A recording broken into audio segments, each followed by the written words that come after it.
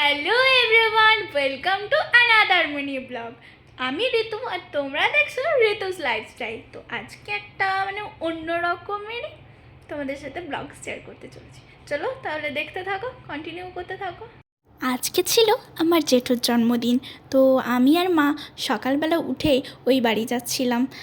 ঠিক কটার সময় উঠেছি, 6টা নাগাদ এরকম উঠেছি।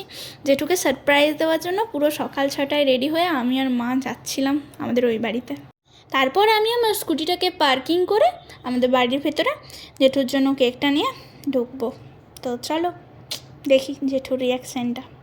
তারপরে ঢুকতে ঢুকতেই দেখলাম টুকটুক শুয়ে আছে আমাদেরকে ওয়েলকাম করার জন্য। দিয়ে জেঠুর কাছে যখন নিয়ে যাচ্ছি ক্যামেরাটা দেখছি জেঠু একদম গভীর ঘুমে মগ্ন, আর সাথে বুনুও একদম বিশাল ঘুমাচ্ছে। দেখো দেখো দেখো কেমন করে ঘুমাচ্ছে। আমার দেখে প্রচুর হাসি পাচ্ছিল। তারপরে মা বললো ঘুমোচ্ছে, একটু ঘুমোতে দিয়ে দিয়ে বুনু একটু উলট পালট করছিল, সেটার ভিডিওটা একটু আমি করছিলাম, কারণ জেঠু তখনও পর্যন্ত ওঠেনি।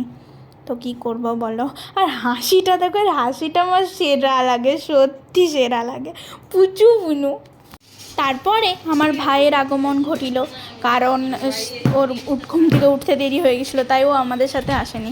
আমার ব্যাগটা পিঠে নিয়ে নিজেকে বিশাল কিছু মনে করছে, দেখতে পাচ্ছ, তাই আমি ব্যাগটা খুলে নিয়েছি ওর কাছ থেকে। তারপর এদিকে আমার মা বলছিল কেটো না কেকটা, মাম্মাম ভুলবশত কেটে ফেলেছিল। জেঠুর জন্য আগের দিন রাত্রে একটা ড্রেস কিনেছিলাম, তো সেটাই তোমাদেরকে এখন দেখালাম। কি হলো সেই কেকটা যেটা আমি বানিয়েছিলাম নিজের হাতে। বুনু ভাই কান্না করছিল, কারণ ভাইয়ের প্রচুর পেট ব্যথা করছিল। মা বলছে তুই ওরকম করিস না, পেট ব্যথা করছে তো নাকি। खुश रहना हर पल तू दिल ये कहता है खुश रहना। তারপর জেঠু প্রত্যেক দিনের মতো কাজে বেরিয়ে গিয়েছিলো। দুপুরবেলাতে এসে বাড়িতে ভাত সাজিয়ে জেঠুকে খেতে দেওয়া হয়েছিল। তখন জেঠুকে বললাম যে একটু পোজ দাও, তো জেঠু একদম স্টিল বডি হয়ে তাকাচ্ছিল। জেঠু গরমে জামা টামা সব খুলে ফেলেছে। আর এইগুলোই হয়েছিল আজকের মেনু।